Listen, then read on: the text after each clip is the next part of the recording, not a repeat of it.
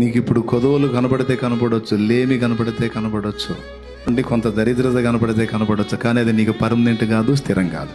ఆయన కృప చూపి ఇక్కడ ఇవ్వగలుగుతాడు, రేపు అక్కడ కూడా నువ్వు ఊహించనంత కార్యాన్ని అక్కడ చేస్తాడు ఆయన. ఒకనాడు 10 మంది వేరే ఊరు నుంచి విశ్వాసులు వస్తే వాళ్ళకి అన్నం పెట్టడానికి ఇంట్లో ఉన్న కొంచెం బియ్యం పెట్టేసి మేము నూకలు తినాల్సిన పరిస్థితి ఉంది.